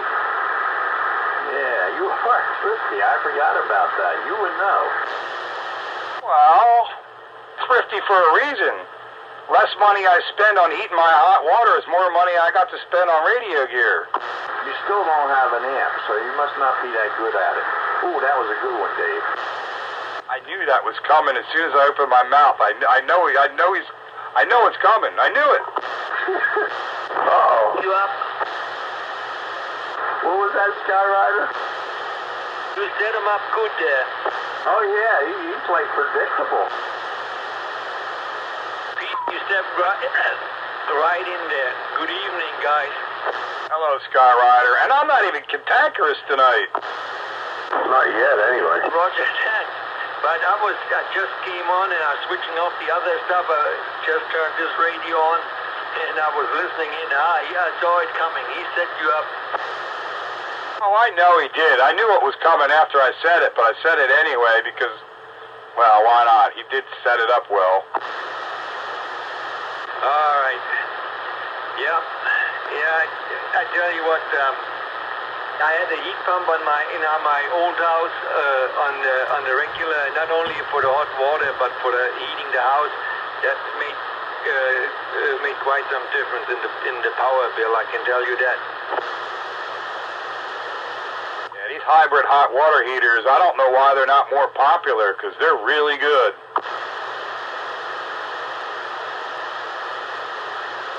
You know what? I never saw really an advertisement for something like that. I know it's out there, but the tankless water heaters, once in a while you see advertising for it. But for the hybrid ones, never saw an advertising for it. Yeah, you don't see them advertised, and I don't know why.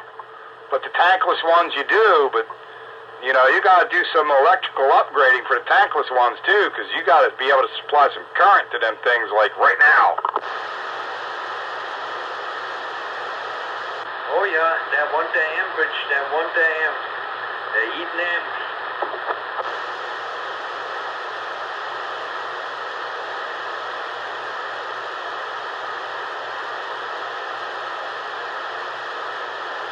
Yeah, and if you have a bigger one that provides you shower water, that is a lot of amps. Yeah, it is. Yep, they're not as efficient as they make them out to be. They're really not.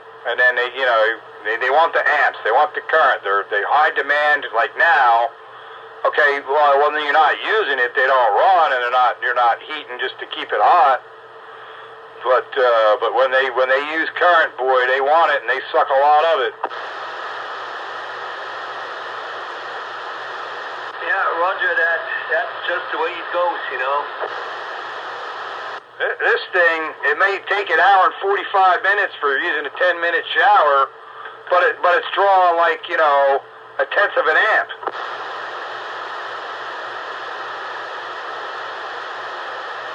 Yeah. You can run that out of your regular wall outlet. Well, it has its own dedicated breaker and all. It is hardwired, but it doesn't draw much in the way of current.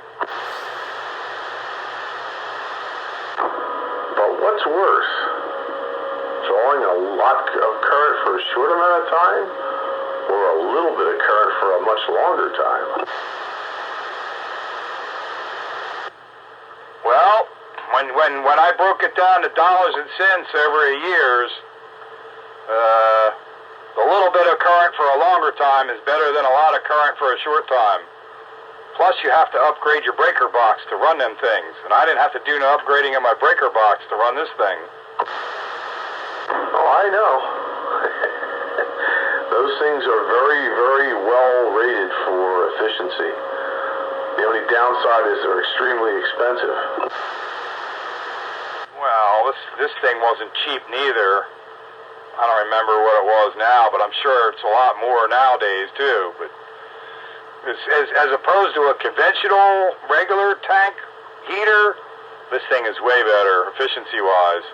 Now, you know, you might be fighting over pennies as far as the overall in a year's time of the tankless, but there was no added expense or installation costs. In other words, you really don't know.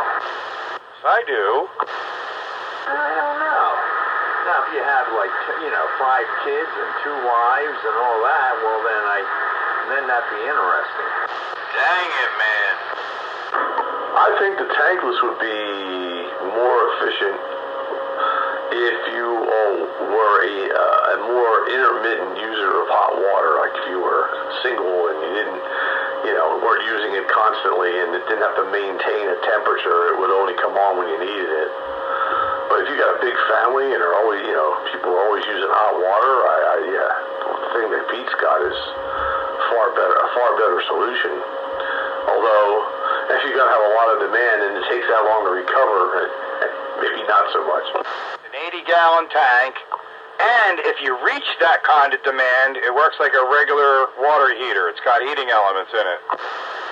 Yeah, but then that pisses away your efficiency advantage. Yeah.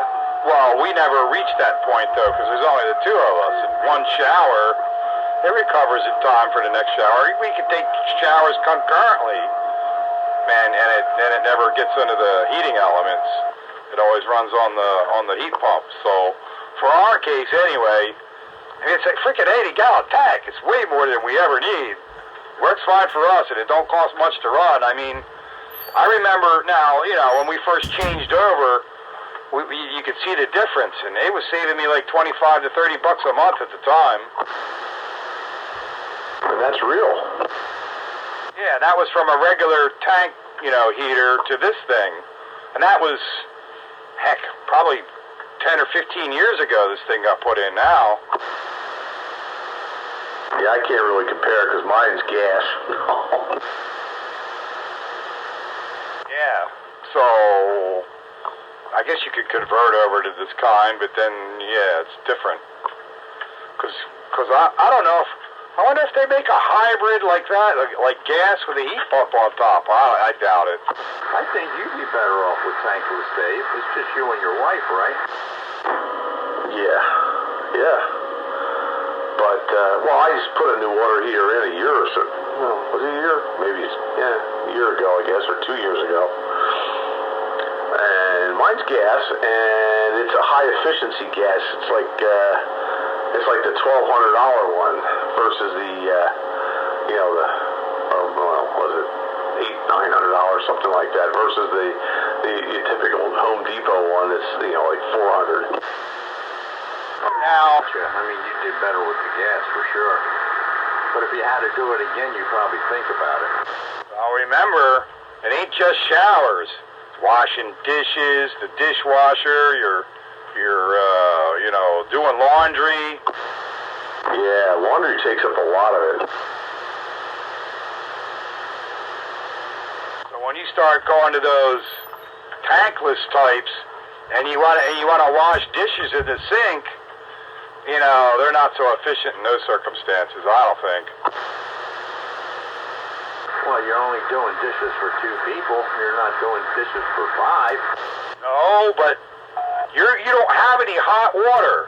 You turn on the tap, now it wants to make hot water. It's drawing current, but you're only running it for 2 minutes. But you drew a crap load of current for those 2 minutes to heat that water up from 60 degrees to 115, 120 degrees. That's a lot of current for a short period of time. I think you're better off with the tankless for 2 people.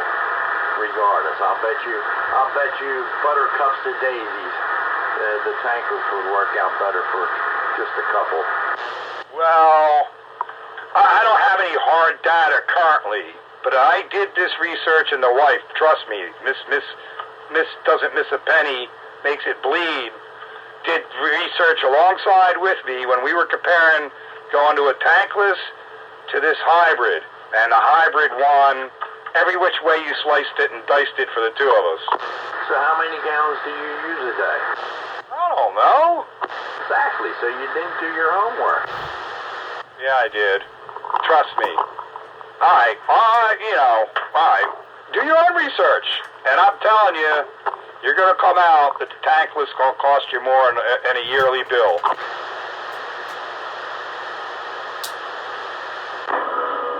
Just ask ChatGPT. It will tell you. Dude, I'm telling you, I see these tankless being inserted, in your townhomes and stuff. Yeah. I've seen the ones that they install in the big single-family homes. And, you can get different size tankless to meet your requirements. But they draw a lot of current right now, and for a short period of use, it's less efficient than if you already had hot water sitting in a tank. Because you can use that 5 or 10 gallons of hot water, and mine won't come on and make more hot water. It's already hot. That thing is drawing current now. I'd go for that. Yeah, I don't know. Maybe for a small bathroom offset to the main living quarters, maybe, whatever, but I'm with you, Pete. When you're heating hot water, it's all about BTUs. One pound of water, 1 degree, and you need to raise it. 1 pound of water, 1 degree is 1 BTU. And if you already have hot water standing by, it's going to draw less current than if you got to take that pound of water and heat it up, 40, 50, 60 degrees instantly. That's a lot of current, dude. Were you a used car salesman at one time? No, hell no. I know BTUs and efficiencies. It's what I do. He likes needling you. What was that movie, True Lies? Hey, because it's you. That's all right. He's picking on me. He's leaving everyone else alone. Holy cow. I guess you're easy to pick on. Yeah, I don't care. It doesn't bother me. It's like water off a husky. It just goes right on by, beads right off. And some huskies, they would probably roll in it. Yeah, that and everything else. Oh no, I think I lost receipt. How did that happen? Well, you didn't lose your transmit. Speaking of dogs, under much pressure from the station manager, we picked up another one. Oh, well, don't move to New York with it because they're going to ask you to leave. Why? They don't like dogs? Well, that's Madami's new thing now. The Muslims ask that you don't they want to get rid of dogs in New York City because the Muslims don't like them. Well, then maybe the Muslims ought to leave New York City. So I thought, if you're going to ask Americans to pick Muslims or their dogs, they're going to pick their dogs. So you can go back to where you came from with no dogs. Oh, yeah, I totally agree. I'd take a dog any day. Is he going to do what Eastern Europe did and tell everybody to let their dogs out in the wild? This is ridiculous. That's worse than the damn invasion we got at the southern border. Oh, I'm watching this whole New York thing while I'm eating popcorn. I mean, they're going to crash and burn much quicker than I thought. He's already running out of money. He wants to raise property tax 9%, wants to hit the rainy day fund, and wants to hit some city workers' health pension fund or some nonsense. I'm like,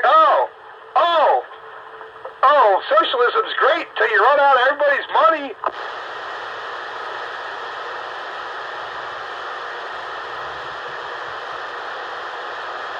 But the whole dog thing, I'm like, you kidding me? Really? Now you're trying to get rid of dogs in New York City.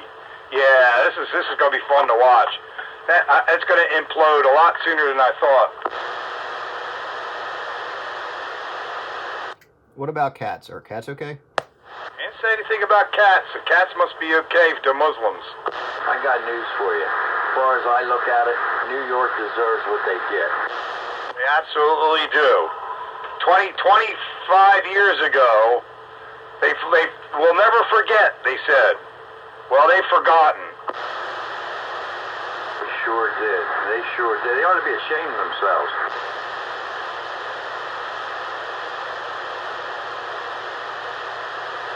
Well, socialism's great till you run out of other people's money, so it's going to implode pretty quickly when all the people with the money move the hell out.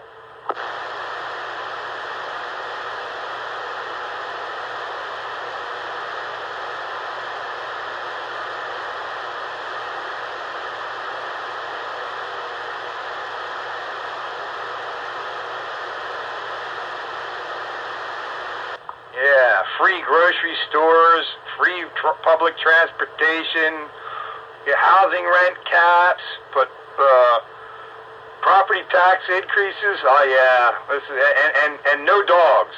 Yeah, this is going to implode really fast.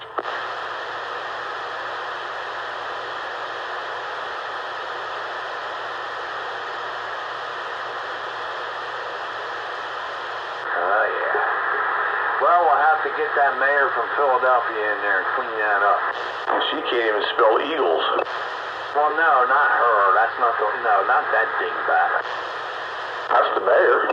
No, I meant the one that did the thing down there in Philadelphia with the bomb. Boom. Oh, Willie Be Good. That's him. Take care of that problem.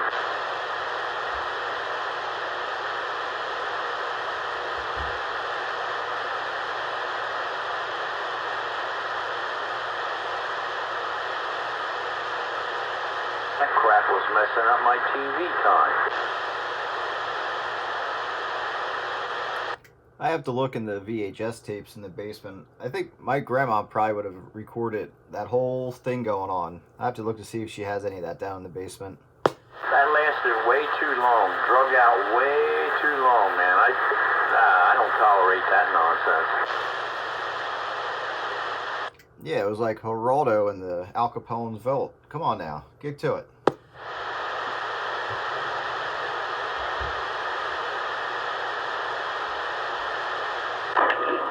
I want to get out of here, help the wife take care of dogs, and get ready for my fun day tomorrow. Catch everyone later. Classic Radio Roundup.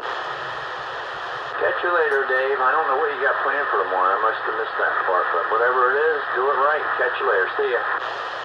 It's prepping for a colonoscopy. I'm sure you know what that involves. Oh yeah, good fun. Oh my goodness. All right, well, listen, when all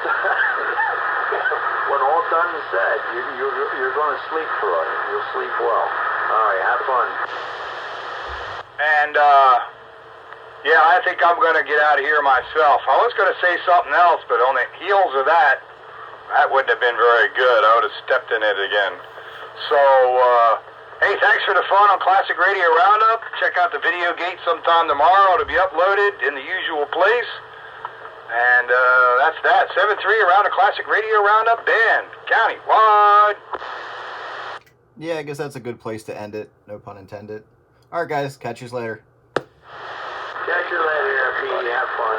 Till next time. Been a blast as always. See ya. Hey, Jim, let's try 2 meters. Hey, okay. Give me 1 second there. Hey, Green Dog. Hey. I guess he turned it off. Okay, I'll catch you on 2. What do you mean? You can't hear me? Yeah, you were a mud duck all night. I had a hard time. I was going to say you must have one of them tankless water systems there and kind of drawing all your juice. I barely heard you. No,